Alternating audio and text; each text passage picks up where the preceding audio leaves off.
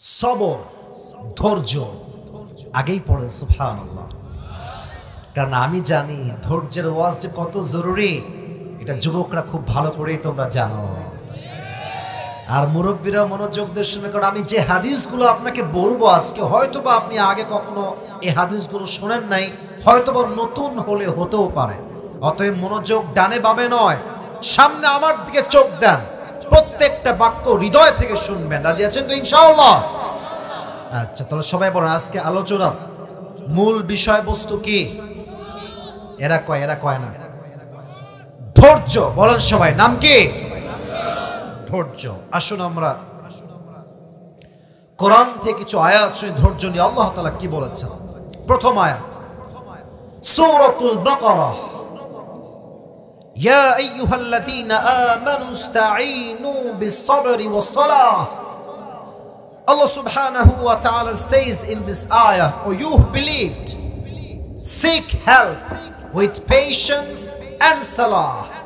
হে বিশ্বাসীরা, তোমরা আল্লাহর সাহায্য চাও দুইটা জিনিসের মাধ্যমে। এক, ধৈর্য, দুই হচ্ছে নামাজ। নওগাঁর মান্দার ভাইরা পেলাম কয়টা জিনিস? আমার এখানে কথা হয়, সামনে কথা হয় না। বলেন সবাই কয়টা? এক হচ্ছে ধৈর্য, দুই হচ্ছে নামাজ। ইন্নাল্লাহা মা'আস Saverin, indeed Allah subhanahu wa ta'ala is with those who are patient. আল্লাহ বলছেন যারাই ধৈর্যশীল তার সঙ্গে আমি আল্লাহ আছি এবং তাকে আমি গায়েবী ভাবেই সাহায্য করব। সুবহানাল্লাহ। কোথায়? আরেকটা আয়াত, ইয়া আইয়ুহাল্লাযীনা আমানু ইসবিরু ওয়া সাবিরু ওয়া রাবিতু ওয়াত্তাকুল্লাহা লাআল্লাকুম তুফলিহুন। Allah subhanahu wa ta'ala has mentioned very clearly in this ayah, O you who believed, be patient and raise in patience and be steadfast. Wattaqullah, and fear of your Lord, la'allakum tuflihun, in order that you will be the victorious person in the world. Allah বলছেন তোমরা ধৈর্যশীল হও এবং সবরে তোমরা অটল থাকো। মাঝে মাঝে অনেকেই বলে ধৈর্যের তো একটা সীমা আছে। ভাই, এটা মাঝে মাঝে আমিও বলি, ধৈর্যের কোনো সীমা নাই। এটা আমি নিজেও ভুল বলি, তাই স্বীকার করছি, ধৈর্যের কোনো সীমা নাই। যতক্ষণ পর্যন্ত না হবে, একটাই কথা, আল্লাহ চায় নাই তাই হয় নাই, আমি আল্লাহর জন্য সবর ধারণ করলাম। ঠিক কিনা বলেন? Raise in patience and be steadfast. ভেঙে পড়ো না, নিরাশ হয়ে যেও না। আরে একজন মেয়ে তোমাকে রিজেক্ট করছে তো কি হয়েছে? দুনিয়াতে আরো হাজার সুন্দরী মেয়ে পড়ে আছে যুবক ভাই। Be strong, never lose hope. আর যত মেয়েকে পাত্তা দিবা বেশি, ওর ভাব বাড়বে তত বেশি যুবক ভাই। কাউকে গুনার কোনো টাইম নাই। তুই আমার না হলে আমিও তোর হতে চাই না। ঠিক কিনা বলেন? মুমিন বান্দা কখনো হতাশ হয়ে যায় না। আসুন আমরা কোরআন থেকে এক্সাম্পল দেওয়া শুরু করছি। এখন যা বলবো সব হবে ঘটনা। ঘটনা বলবো, মেসেজ দিব, ঘটনা বলবো, মেসেজ দিব। প্রত্যেকটা ঘটনা হবে হয় কোরআনের আয়াত ভিত্তিক, না হয় হাদিস ভিত্তিক, না হয় নবীর জীবন ভিত্তিক। রাজি আছেন তো ইনশাআল্লাহ? আচ্ছা, প্রশ্ন করি, একজন নবী যিনি প্রায় কোন রেওয়ায়াত অনুযায়ী 12 বছর, কোন রেওয়ায়াত অনুযায়ী 18 বছর সিক ছিলেন, অসুস্থ ছিলেন, পুরো দেহে একটা পচন ক্রিয়া তৈরি হয়েছিল। নবীর নাম মান্দার যুবক ভাইরা, মুরব্বীরা কে বলতে পারে? আইয়ুব আলাইহিস সালাতু ওয়াস সালাম। আমি কিন্তু সবার থেকে জবাব চাই, নবীর নাম কি? আইয়ুব আলাইহিস সালাতু ওয়াস সালাম। আচ্ছা, যখন 18 বছর রোগ হয়ে গেল, পুরো দেহের পচন ক্রিয়া, এই দেখেন আমার দিকে, পা থেকে শুরু করে আস্তে আস্তে আস্তে আস্তে জিহ্বা পর্যন্ত আসছে। এত দূর যখন আসছে কোনো অভিযোগ ছিল না। যখন জিহ্বা পর্যন্ত আসছে, উনি বলছে, আল্লাহ, যে জবান দিয়ে তোমাকে ডাকি এটা নষ্ট হলে তো আমি আইয়ুব বড্ড কষ্ট পাবো। সুবহানাল্লাহ পড়বেন না আপনারা? ওয়া আইয়ুবা ইয নাদা রাব্বাহু আন্নী মাসানিয়াদ দুর। দোয়ার সিস্টেম দেখেন, দোয়া, এটা হচ্ছে দোয়া। আমরা দোয়া করি কেমনে? সালাম ফিরাই দিয়ে, কথা আগে বলতে হবে তো, ঠিক আছে কিনা বলেন বলেন। আচ্ছা আমি আবার দেখাচ্ছি, এই যে রশি পাখায় না অনেকে, আর আমি দেখেছি নানীদেরকে কেমনে তসবি গুনে কি যে কয় আল্লাহই জানে। 100 দানা তসবির দানা কয়টা? নানির শেষ করতে মাত্র 7 সেকেন্ড কিংবা 10 সেকেন্ড লাগে।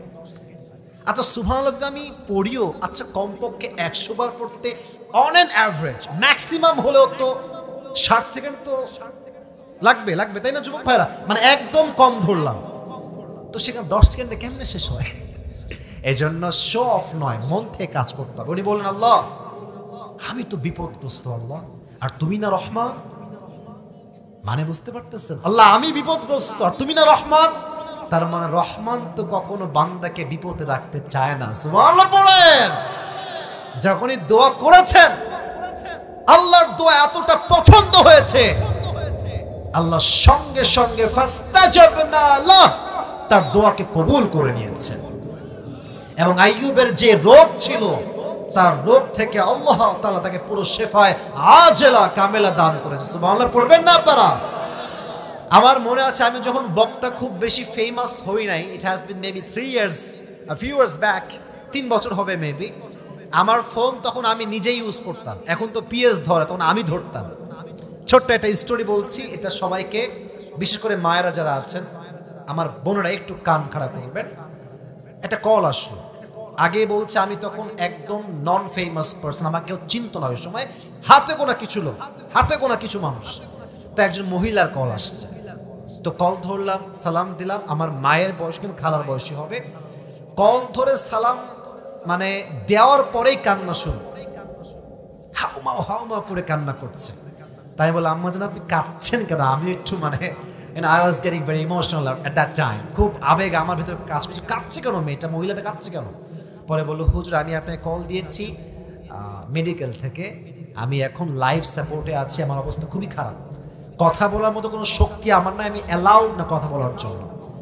তো আমি বললাম আপনি আমাকে কেন কল দিয়েছেন? বলছে হুজুর আমি দোয়া চাই আপনার কাছে, যেন আল্লাহ আমাকে শেফায়ে আজলা কামেলা দান করেন। আমি বললাম অবশ্যই দোয়া করবো। তো উনি আমাকে বললেন যে হুজুর আমার যে ডক্টর আছেন তিনি বলেছেন যে আপনার হায়াত বেশির চেয়ে বেশি হয়তো 7 থেকে আর 10 দিন।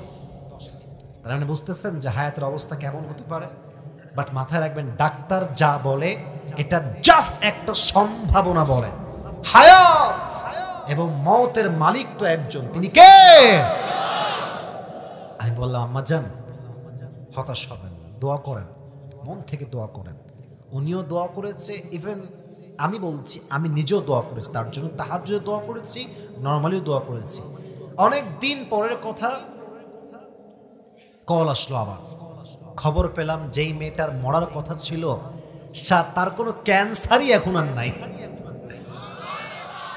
সে তো বেঁচে গেছে গেছেই, তার ক্যান্সারটাও নাই হয়ে গেছে। সুবহানাল্লাহ পড়বেন না আপনারা সবাই? অসুখ হলে, কেউ ছেড়ে গেলে, কেউ কষ্ট দিলে ধৈর্যহীন হওয়া যাবে না। ধৈর্য ধারণ করলে আপনার সমস্ত কষ্টকে দূর করে দিবে একজন, তিনি কে? এবার বলেন নবীজির প্রথম স্ত্রীর নাম ছিল কি? রাইট রাইট, সবাই বলতে হবে নাম কি? নবীজির মোট বউ কয়জন ছিল? 11 জন। মাশাআল্লাহ মাশাআল্লাহ, রাইট আনসার।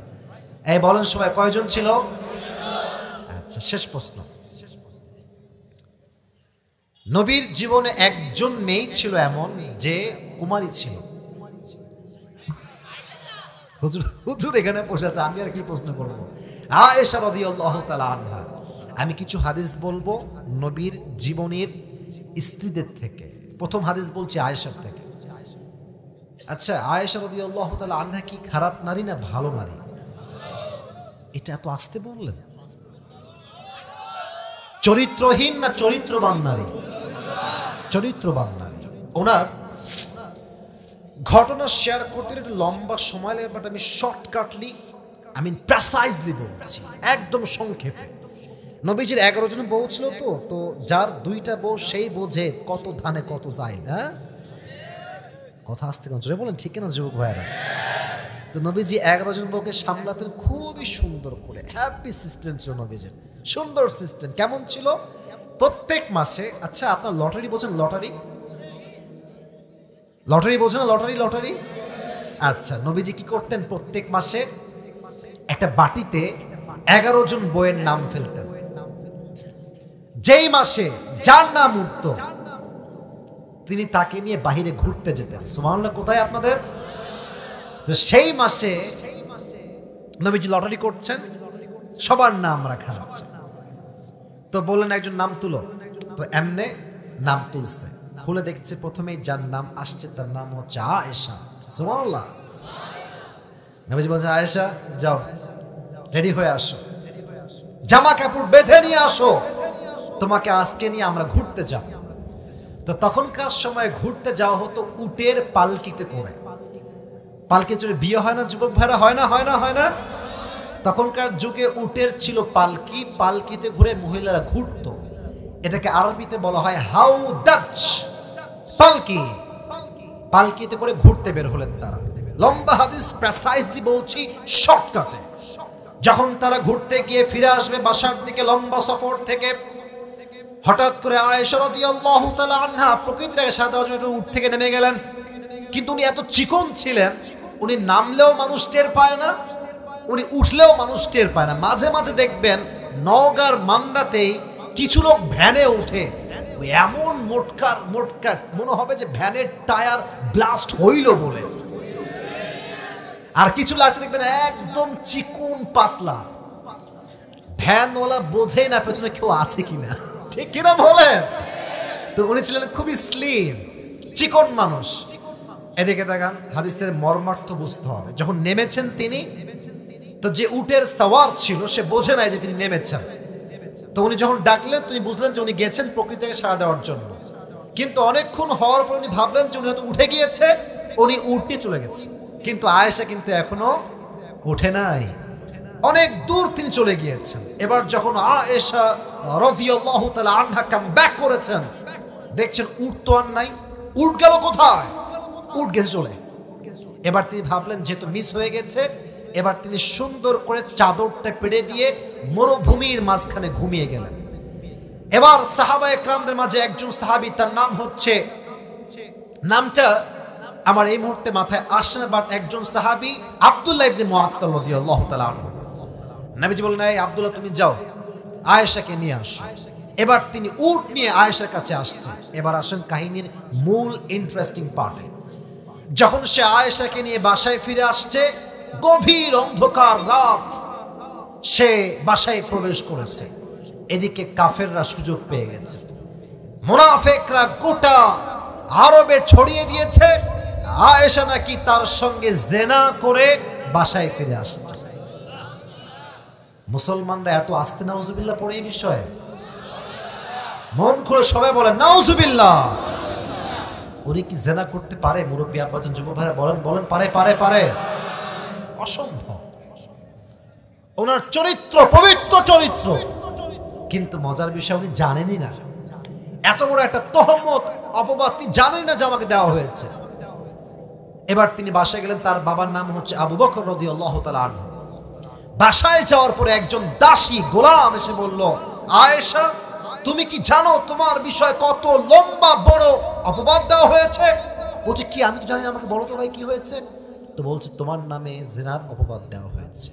আর এই কথা শুনে তিনি আচমকা বসে গেছে।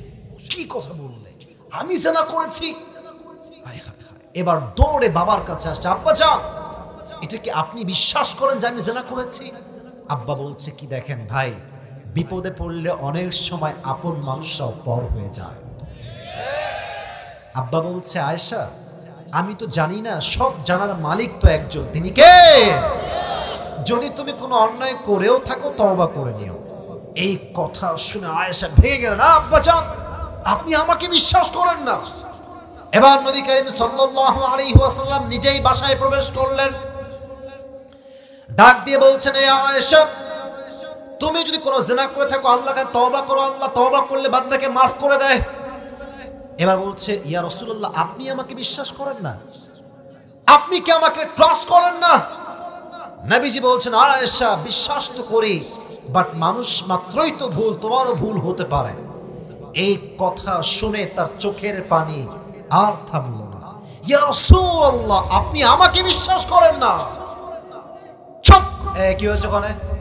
চুপচাপ, কোনো কথা বলবেন না, কোনো কথা হবে না। সবাই চাতক পাখির মতো ওয়াজ শুনছে, ঠিক কিনা বলেন যুবক ভাইরা আমার? কেউ সাউন্ড দিবেন না, এদিকে তাকান। এবার আয়েশা বলছে, যার কেউ নাই তার আছে একজন, আওয়াজ দিয়ে বলেন তিনি কে? এবার তিনি কি বললেন? যে আমি ধৈর্যশীল হলাম, যা হবে আল্লাহর পক্ষ থেকে ফয়সালা। ধৈর্যের ফলাফল, এই যুবকেরা, মুরব্বীরা, ধৈর্যের ফলাফল, তার ধৈর্যের ফলাফলের হিসেবে তার চরিত্রকে পবিত্র করবার জন্য আল্লাহ তাআলা নিজেই কোরআনে আয়াত নাজিল করে দিলেন। যার ব্যাপারে কোরআনে আয়াত নাজিল হয় তার চরিত্র কখনো খারাপ হতে পারে? পারে পারে পারে পারে অতএব তোমাকে অনেকে অনেক কথা বলবে, মিথ্যা অপবাদ দিবে, don't think about them, don't care about them. যদি আল্লাহ আমাকে সঠিক বোঝে, দুনিয়ার কে কি ভাবলো দেখার টাইম আমার কাছে নাই, ঠিক কিনা বলে? আচ্ছা বলেন, তোমার নবীজির কলেজের টুকরা মেয়ের নাম কি ছিল? কে বলতে পারে? ফাতেমা। বলেন নাম কি সবাই? আচ্ছা, তার দুইজন সন্তান ছিল, কি কি নাম বলতে পারবেন? মাশাআল্লাহ, হাসান এবং আচ্ছা, ফাতেমার স্বামীর নাম কি ছিল? কে বলতে পারে? আলী রাদিয়াল্লাহু তাআলা আনহু। আমি বোঝাচ্ছি, মাঝে মাঝে আমাদের জীবনে অভাবও আসবে, সচ্ছলতাও আসবে। আর এখানে যারা আমরা আছি, বেশিরভাগ আমরা সবাই মধ্যবিত্ত পরিবারের সন্তান, ঠিক কিনা বলে? একবার ফাতেমা রাদিয়াল্লাহু তাআলা আনহার ঘরে 3 দিন যাবত কোনো চুলা জ্বলে না, কোনো খাবার নাই, ভাত নাই, ডাল নাই, চাউল নাই, কোনো রিজিকি নাই বাসার ভিতরে। ক্ষুধার তাড়নায় আলী বলছে, ফাতেমা যাও বাবার কাছে গিয়ে কোনো খাবার চেয়ে নিয়ে আসো। আব্বাকে ডাক দিয়ে বলো, আব্বা জান আতিনি শাইন, আমাকে কিছু দান করেন আপনি। তোমার আব্বা তোমাকে দিলে আমরা আহার করব, আমরা খাবার পাবো। এবার ফাতেমা বের হয়ে গিয়েছে বাবার কাছে। যখন গেটে গেটে নক দিয়েছে, নবীজি গেট খুলেছেন। গেট খুলেই দেখছেন ফাতেমার চেহারা বিষণ্ণতায় ভরা, চিন্তা, টেনশন তাকে ভর করে রেখেছে। বলছে, ফাতেমা তুমি কি ঠিকঠাক আছো? কি হয়েছে তোমার? আসো আসো, ঘরে আসো। হাত ধরে ঘরে নিয়ে আসছে। ফাতেমা কি হয়েছে আম্মাজান তোমার? বলছে, আব্বাজান আজ প্রায় 3 দিন যাবত আমাদের বাসায় কোনো চুলা জ্বলে না, ভাত নাই, ডাল নাই, চাল নাই। আতিনি শাইআন, গিভ মি সামথিং, আমাকে কিছু দান করুন আপনি। এবার আব্বা বলছে, তোমাকে আমি দিতে চাই, কোনো সমস্যা নাই, বাট তিনি এবার ধৈর্যের পরীক্ষা শুরু করেছেন। বলছে, ইয়া ফাতেমা, এই কথা কি বোঝা যায়? হ্যাঁ, মনোযোগ আছে আছে আছে আছে। আমি এমন কোন বক্তা নই যে খালি বলেই যাব আর বলেই যাব, কে বুঝলো কে বুঝলো না এটা আমি পরোয়া করবো না। I am not like that. আমার কথা একটা, আমি যা বলবো বুঝে বলবো, যে শুনবে তাকেও বুঝে শুনতে হবে, ঠিক কিনা বলেন? আচ্ছা, বলছে কি আব্বা বলেন? বলছে, আমি তোমাকে 2টা অপশন দিব। কয়টা? জোরে। 1, আমার কাছে 5টা বকরি আছে, 5টা দোয়া আছে, কি নিবা? বলছে, আব্বাজান এটা কেমন কথা? আমি তো দোয়াই চাই আপনার কাছে, আমার বকরি লাগবে না। সুবহানাল্লাহ পড়বেন না আপনারা? ধৈর্যের পরীক্ষায় পাস। আব্বা বলেন, ঠিক আছে যাও, তোমার যেহেতু বকরি লাগবে না, দোয়া পড়ো। পড়েন সবাই দোয়া আমার সাথে, সবাই বলেন, এটা কাশি দেন। ইয়া আউয়ালাল আউয়ালিন, ইয়া আখিরাল আখিরিন, ইয়া যাল কুওয়াতিল মাতিন। এই বামের লোকরা পড়েই না রে, ট্রাই তো করবেন রে ভাই, ট্রাই তো করেন। বলেন সবাই, ইয়া যাল কুওয়াতিল মাতিন। এবার বলেন, ইয়া রাহিমাল মাসাকিন। 4টা হলো। 5 নাম্বার দোয়া, এটা সহজ, এটা সবার মুখস্থ। এবার কেউ যদি সাউন্ড আস্তে করেন খবর আছে আপনার। সবাই মন খুলে পড়েন, ইয়া আরহামার রাহিমিন। এই 5টা শব্দের দোয়া অভাবে যে বেশি বেশি পাঠ করবে, আল্লাহ তার সমস্ত অভাবকে নিমিষেই দূর করে দিবে। সুবহানাল্লাহ। কোথায়? ফাতেমা এবার চলে আসছে। এদিকে আলী অপেক্ষায় খাবার আসবে কখন। দেখছে ফাতেমা আসছে দূর থেকে, তার হাতে কোনো খাবার নাই। ইয়া ফাতেমা আইনা তুআম, হোয়ার ইজ দ্য ফুড? খাবার কোথায়? তোমার হাত তো খালি, কিছুই তোমার হাতে নাই। বলছে আলী না না, হাত খালি না, হাত আমার ভরপুর আছে। বলছে কেমনে? বলছে যাহাবতু লিদ-দুনিয়া ওয়া জিতু বিল আখিরাহ। আমি নবীর কাছে দুনিয়া চাওয়ার জন্য গিয়েছিলাম, নবী আমাকে দুনিয়া দেন নাই, আমার দুই হাত ভর্তি আখিরাত দিয়ে তিনি আমাকে বিদায় করে দিয়েছেন। সুবহানাল্লাহ পড়েন। আমি আখিরাত নিয়ে ফিরে আসছি। এবার আলী বলছে আসলে পেট ঠান্ডা তো সব ঠান্ডা, পেটে যার খাবার না তার কোনো কথাই কাজ হয় না, ঠিক কিনা বলেন যুবকেরা? এবার আলী নিজেই গিয়েছেন, ইয়া রাসূলুল্লাহ আতিনি শাইআন, গিভ মি সাম ফুড, দেন কিছু খাবার। আচ্ছা কোনো সমস্যা নাই। এবার নবীজি বলছে আলী তোমার জন্য দুইটা অপশন। আগে বলেছিল কয়টা বকরি, এবার বলছেন এবার 5টা বকরি নয়, দুইটা অপশন। তোমাকে আমি 5000 বকরি দিব অথবা 5টা দোয়া দিব। Which one you wanna select? তুমি কোনটা নিবা? আলী বলতেছে 5000 বকরি 5টা দোয়া। ইয়া রাসূলুল্লাহ আমাকে দোয়া শিখাই দিলেই আমি খুশি। এত আস্তে সুবহানাল্লাহ পড়লেন, জোরে সোরে বললেন না? নবীজি বলছেন তুমিও পড়ো, 5টা দোয়া পড়ালেন। এবার তিনিও দোয়া নিয়ে ফিরে আসছে। ফাতেমা বলছে কি খবর আপনার? হ্যাঁ আমাকে তো খুব দিলে ধমক, আপনার হাত পা কেন? বলছে আজকে তো আমি আখিরাত নিয়ে ফিরে আসছি। সুবহানাল্লাহ পড়েন আপনারা। এবার দুইজন মিলে দোয়াটা বারবার পাঠ করতে শুরু করলেন। দোয়াও পাঠ করলেন, ধৈর্য ধারণ করলেন। হাদিসে আসছে এই দোয়া এবং ধৈর্যের বিনিময়ে নিমিষেই তাদের ঘরের সমস্ত অভাব দূর হয়ে রিজিকের ঢল নামলো। সুবহানাল্লাহ পড়বেন না আপনারা? এজন্য অভাবে দুঃখে কষ্টে কখনো নিরাশ হবেন না, ধৈর্য ধারণ করে দোয়া করবেন এক সত্তার কাছে। তিনি কে? এবার আমরা আর ওয়াজ বাড়াবো না, তাকবীর দিব, পুরো ওয়াজের সামারি বলবো। কোন যুবক পুরস্কার নিবা একটু রেডি হয়ে যাও। আমি একটু সহজ করে আগে, এখন হাত তুলতে হবে না, আমি বলে দিই তখন হাত তুলবেন। সবাই তাকবীর দেন, লিল্লাহি তাকবীর। দুই হাত তুলেন সবাই, দুই হাত। Everyone please raise your two hands, everyone. এবার আমি যা বলি আপনারা বলবেন। গলা কিন্তু আমার বসেছে, আপনাদের বসে নাই, কারণ আমি সেই 11টার পরে আসছি, এখন প্রায় 1টা বাজতে গেছে, গলা আমার বসছে, আপনাদের বসে নাই। আমি যা বলি you have to repeat after me. সবাই আমার সঙ্গে বলবেন। বলেন সবাই হুজুর, জোরে বলেন হুজুর। আমরা পুরস্কারও নিব, একসঙ্গে দোয়াও করব। হাত তুলে সকলে জোরে বলেন ইনশাআল্লাহ।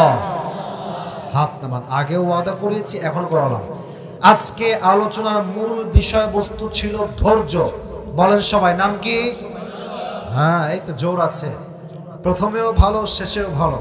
বলেন সবাই নাম কি? ধৈর্য নিয়ে অনেক কথা, অনেক অনেক আয়াত, আমি ওগুলোকে টানতে চাচ্ছি না, because I want to make it easy, I want to take it easy. সহজ করতে চাই, সহজভাবে নিতে চাই। আমি বলছি আপনাকে শোনান।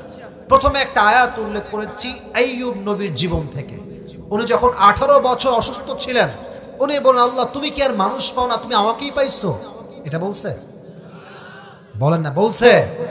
আল্লাহ তুমি হচ্ছে রহমান আর আমি আছি বিপদে, তার মানে তোমার মতো রহমান তো আমাকে বিপদে ফেলতেই পারে। আল্লাহ তুমি আমাকে মাফ করো, শেফা দান করো, আমি ধৈর্যশীল আছি। তার দোয়া কবুল হয় নাই? কবুল হয় নাই? হয়েছে দুইটা ওয়াসিলা, এক দোয়া, দুই হচ্ছে ধৈর্য। অতএব অসুখ আসলে হতাশ হবেন না, ধৈর্যশীল হবেন আর দোয়া করবেন এক সত্তার কাছে। তিনি কে? তাহলে 1 নাম্বার মেসেজ বলে যায়, যুবক বলো তুমি 1 নাম্বার মেসেজ কি? আপনি বলবেন হুজুর 1 নাম্বার মেসেজ, অসুখ আসলে আইয়ুব নবীর মতো ধৈর্যশীল হব। রাজি আছেন ইনশাআল্লাহ? আচ্ছা। 2, এটা হাদিস বলেছিলাম, অপবাদ আসলে কি করতে পারে সেই ক্ষেত্রে আমি এক্সাম্পল দিয়েছি আম্মা জান আয়েশা রাদিয়াল্লাহু তাআলা আনহা। নাম কি? আয়েশা, নবীজির কুমারী স্ত্রী। তো ওনার উপর যখন জিনার তহমত আসলো, ব্লেম আসলো, অপবাদ আসলো, উনি বলেন আল্লাহ তুমি আমাকে এত বড় শাস্তি দিলা, আমি কি এতই খারাপ? এগুলো বলছে নাকি যুবক ভাইরা? না, উনি বলছেন আল্লাহ তোমার উপরে ধৈর্য, তুমি যা করবা তোমার উপরে ভরসা। ফলাফল হিসেবে কি হয়েছে? তার ধৈর্যের ফলাফল হিসেবে আল্লাহ কোরআনে আয়াত নাজিল করেছে। সুবহানাল্লাহ পড়বেন না আপনারা? অপবাদ আসলে ভেঙে যাওয়া যাবে না। লোকে তো বলতেই থাকবে, তুমি তোমার গতি এগিয়ে যাও, তোমার গন্তব্যে তুমি পৌঁছে যাবে, ঠিক কিনা বলো? 3 নাম্বার, যারা সিঙ্গেল, বউ পায় না, স্বামী পায় না, মেয়েরা টেনশন নাই, যদি ধৈর্যশীল হতে পারেন, খাদিজার মতো আপনাকে উত্তম জীবন সঙ্গী দান করবে একজন, তিনি কে? অতএব জীবন সঙ্গী যাচাই করার ক্ষেত্রে খুবই সাবধান। আটা সুন্দরী কিংবা মেকআপ সুন্দরীকে বিয়ে করা যাবে না। এখনকার যুগটা এমন যুগ, যেই যুগে বোরকা পর্দার জন্য নয়, স্টাইল হিসেবে পরিধান করা হয়। আজকালকার যুগে বোরকা দেখেই পাগল হয়ে যেও না। বোরকা পরলেই মেয়েরা দিনদার হয়ে যায় না। মেয়েরা বোরকা পরেই ভালোবাসার দিবসে বেগানা পুরুষের সঙ্গে ঘুরে বেড়ায়, নষ্টামি করে বেড়ায় যুবক ভাইরা। অতএব বোরকা পরলে দিনদার হওয়া যায় না।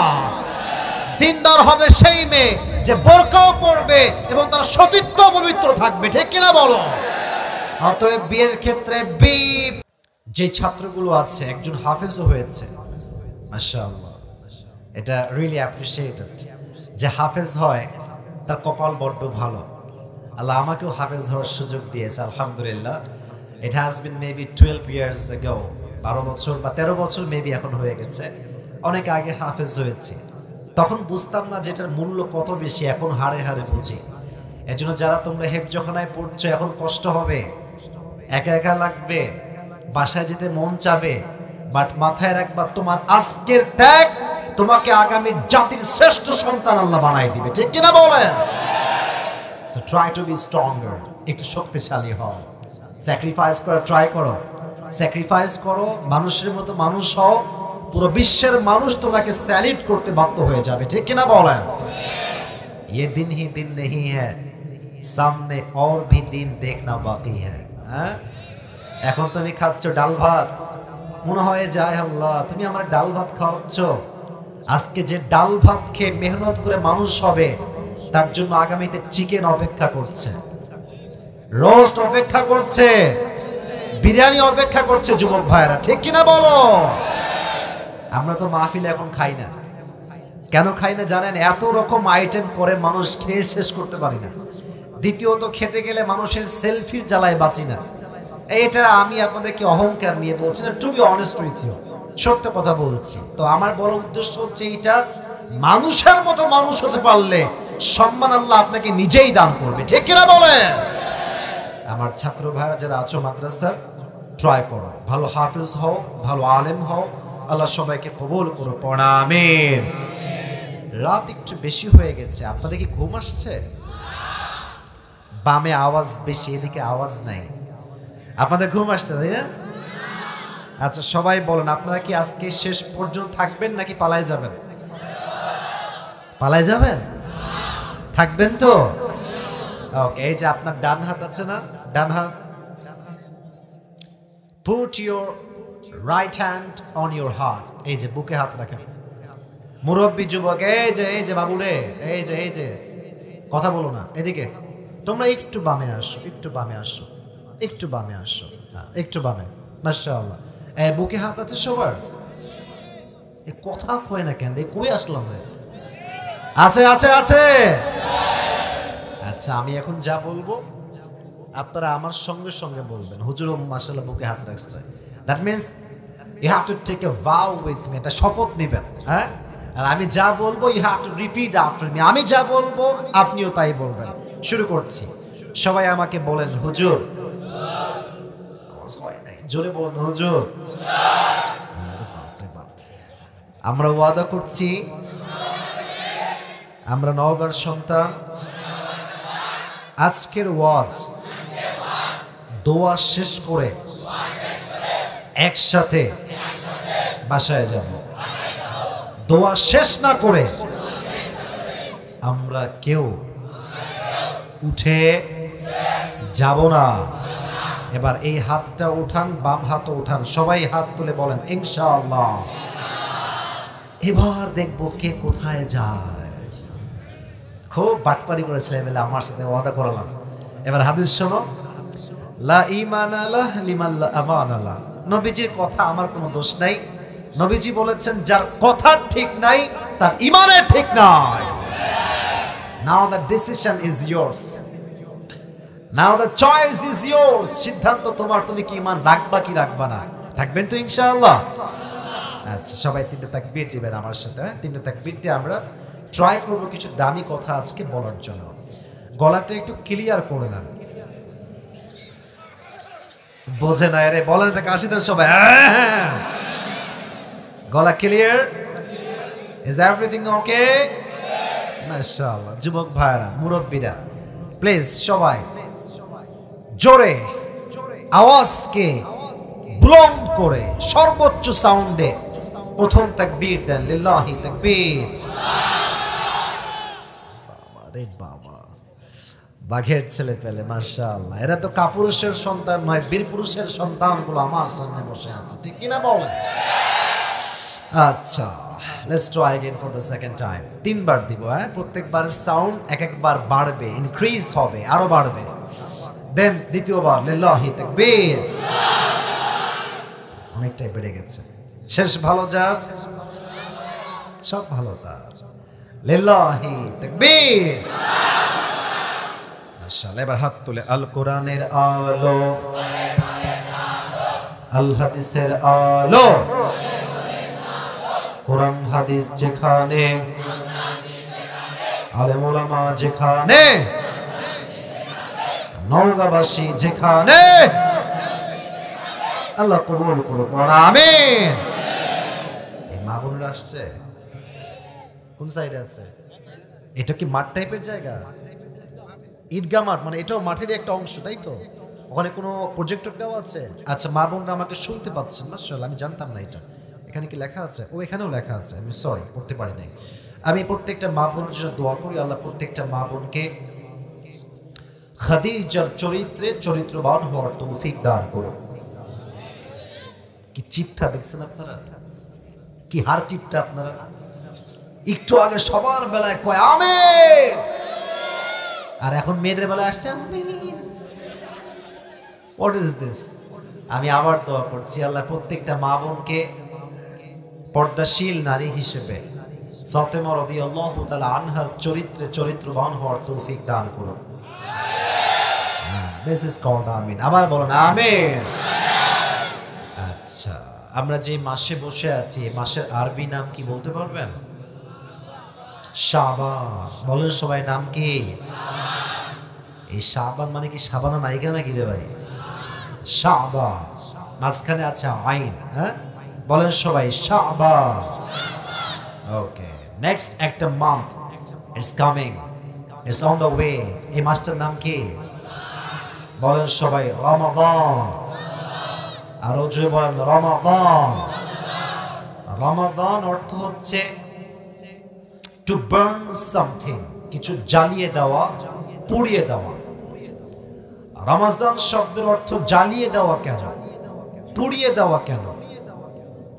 নবীজি বলছেন, একজন বান্দা যখন রমাজানের একটা রোজা আদায় করে, আল্লাহ তার পেছনের 1 বছরের গুনাহকে জ্বালিয়ে পুড়িয়ে ছারখার করে তাকে মাফ করে দেয়।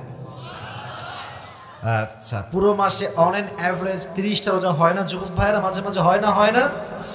30 হয়, 29 হয়। বান্দা যখন 30টা রোজা আদায় করে ফেলে with full of sincerity, with Ikhlas, with তাকওয়া, যখন সবকিছু মিশ্রিত হয় রোজাটা আল্লাহর ভয় নিয়ে, ইখলাস নিয়ে, 30টা রোজা যখন সম্পূর্ণ হয়ে যায়, মুরব্বীরা আমার চোখে চোখ রাখেন, মুরব্বী আব্বাজান যারা এসেছেন, 30টা রোজা যখন আদায় করা শেষ, আল্লাহ বলে আমি বান্দার জীবনের সমস্ত গুনাহ খাতাই মাফ করে দিলাম। এজন্য সামনে আসছে রমাজান, 30টা রোজায় আমরা সকলে নিয়াত করছি, রাখবো তো ইনশাআল্লাহ? রমাজান নিয়ে ছোট্ট কয়েকটা কথা বলবো, কথা শেষ হবে, কোরআন থেকে তাফসীর শুরু হবে। পুরো বছরে একটা দিন মাত্র প্রোগ্রাম, আর আজকে আমার শেষ প্রোগ্রাম নওগাঁতে। ফির কভি মিলেঙ্গে ইয়ানি ये तो सिर्फ अल्लाह को मालूम है। এখন চলে যাব এখান থেকে সোজা যশোর সাতক্ষীরা। শেষ, এই সিজন শেষ। আবার কবে দেখা হবে জানি না, তবে আজকে এমন কিছু কথা বলতে চাই যেই ওয়াজটা এখানে নয়, আজকে মান্দার ওয়াজটা পুরো দেশের মাঝে ঐতিহাসিক ওয়াজ হয়ে যাবে, ঠিক কিনা বলেন? এটার জন্য আই নিড ইউর সাপোর্ট, আপনাদের সাপোর্ট লাগবে। কেমনে? শেষ পর্যন্ত থাকবেন সবাই। 2, আমি যা প্রশ্ন করব জবাব দিবেন মন খুলে। রাজি আছেন তো ইনশাআল্লাহ? ওকে, আমি একটা প্রশ্ন করছি, জবাব দেন। কথা বুঝতে কোনো সমস্যা হচ্ছে কি আপনাদের? আমি আরো সাউন্ডটা চাচ্ছি স্মুথ করো, স্মুথ। তোমরা এই যে সাদা পাঞ্জাবি সাইডে, কাউকে দেখতে কষ্ট দিও না, যুবকদের কষ্ট সহ্য করা যাবে না। সাইড হও, সাইড হও, সাইড হও। আচ্ছা, এদিকে look at my face, look at my face. আমি বলি, আমরা কি চাই আমাদের রোজাটা কবুল হয়ে যাক? এটা চাওয়ার কোনো সিস্টেম হইল? আমরা চাই কি চাই না? আমাদের রোজা আল্লাহ তাআলা কবুল করে আমাদের জীবনের গুনাহ খাতাকে মাফ করুক, আমরা সবাই চাই কি চাই না? রমজান মাসে রোজা রাখে সবাই, বাট সবার রোজা কবুল হয় না। আজকে হাদিস থেকে আমরা কিছু কথা শুনবো এই বিষয়ে। পৃথিবীতে 5 ধরনের মানুষ আছে এমন, যারা রোজা রাখে, they do fasting but there is no meaning of their fasting. রোজা রাখে বাট রোজাটা আল্লাহ তাআলার কাছে কবুল হয় না, অ্যাকসেপ্টেড হয় না, রোজার কোনো সওয়াব থাকে না। এই 5 ধরনের ব্যক্তি কারা এবং কি অন্যায় করলে রোজা কবুল হয় না, সে কথাগুলো আজকে আমরা ব্যাখ্যা সহ জানার ট্রাই করব। রাজি আছেন তো ইনশাআল্লাহ? There are 5 categories of people in this world. They do fasting but there is no meaning of their fasting. 5 ধরনের ব্যক্তি আছে এমন, যারা রোজা রাখে বাট তাদের রোজার কোনো অর্থ নাই, কোনো মিনিং নাই, কোনো সওয়াব নাই। আমরা কি এমন বান্দা হতে চাই? বুঝি নাই, হতে চাই? নাম্বার 1, ওই বান্দার রোজার কোনো দাম আল্লাহর কাছে নাই যে রোজা রেখে জবান দিয়ে গালি দেয়, জবান দিয়ে মিথ্যা কথা বলে, জবান দিয়ে মানুষের নামে গীবত করে, এই জবান দিয়ে মানুষের নামে বদনাম করে, তার রোজার কোনো দাম আল্লাহর কাছে নাই। ঠিক কিনা বলো যুবক ভাইরা? There is no meaning of his fasting, man. Please control your tongue. জিহ্বাকে হেফাজত করেন। কোরআনে আল্লাহ তাআলা বলেছেন, মুমিন বান্দার সবচেয়ে বড় গুণ হচ্ছে ওয়াল্লাযীনা হুম আনিল লাগওয়ি মুরিযুন। Believers people always they will avoid idle talk. মুত্তাকি যারা হবে, বিশ্বাসী যারা হবে, তারা জবান দিয়ে কখনো বাজে অনর্থক কোনো কথাই বলবে না। সুবহানাল্লাহ পড়বেন না আপনারা সবাই? আরাকাতে আল্লাহ তাআলা বলছেন, ইয়া আইয়ুহাল্লাযীনা আমানুত্তাকুল্লাহা ওয়া কুলু কওলান সাদীদা। You who believed, fear of your Lord, হে বিশ্বাসে তোমরা আল্লাহকে ভয় করো। ওয়া কুলু কওলান সাদীদা, and say what is right, যা সত্য তা বলো। জবান দিয়ে মিথ্যা কথা বের করো না, কারণ যে রোজা রেখে মিথ্যা কথা বলে তার রোজা আল্লাহর কাছে কবুল হয় না। ঠিক কিনা বলেন যুবক ভাইরা? অতএব নিয়ত করেন, রোজা রেখে এই জবান দিয়ে কোনো বাজে কথা বলবেন না। ছোট্ট একটা হাদিস শোনাই। মুআয ইবনে জাবাল রাদিয়াল্লাহু তাআলা আনহুকে একবার নবীজি ডাক দিয়ে বলেন, এই মুআয, আলা উম্বিউকা বিমিলাকি হাযা কুল্লি, will I tell you the essence of whole Islam? আমি তোমাকে পুরো ইসলামের সারাংশ বলবো। পুরো ইসলাম কাকে বলে? পুরো ইসলামের সারাংশ কি? মুআয বলছে, না ইয়া রাসূলুল্লাহ, বলেন কি সেটা? নবীজি দেখেন, আমার চেহারা দেখলে বুঝবেন হাদিসের মিনিংটা কি। নবীজি তার জিহ্বাটা এমনে এই যে এমনে বের করেছেন, বের করে ডান হাত দিয়ে বলছেন, কুফা হাযা, এই জবানটাকে কন্ট্রোল করো। জবান যদি তোমার কন্ট্রোলে হয়ে যায়, তুমি ইসলামের সর্বোচ্চ লেভেলে পৌঁছে যাবে। সুবহানাল্লাহ পড়বেন না আপনারা সবাই? আপনারা সবাই পাকিস্তানের একজন top famous scholar, and his name is মাওলানা তারিক জামিল। নাম শুনছেন যুবক ভাইরা আপনারা? আমি তার ছোট্ট একটা বাক্য এখানে কোট করতে চাই in Urdu language, then I will translate to Bangla ইনশাআল্লাহ। আগে তার ভাষাটা বলছি, সে কেমনে বলেছে, এটা আমার, it has touched my heart, আমার হৃদয়ে আঘাত করেছে তার কথাটা। কথা খুবই দামি, একটু মনোযোগ দেন, হয়তো বাংলা না বললেও আপনার বুঝে যাবেন, এত সহজ কথাও না। উনি বলছেন একটা বয়ানে, এই জবান নিয়ে তিনি বক্তব্য দিচ্ছিলেন যে জবানের হেফাজত কত দামি একটা বিষয়। তিনি বললেন, इस जबान की बोल एक ऐसी चीज है, कौमों को रिश्तों को जोड़ने वाली भी ये जबान है, कौमों को रिश्तों को तोड़ने वाली भी एक जबान है।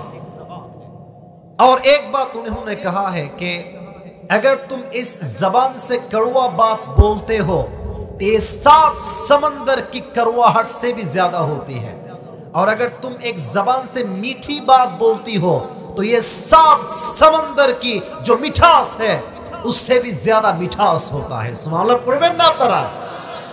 ওনার কথার মিনিংটা হচ্ছে জবান দ্বারাই মানুষের সংসার ভেঙে যায়।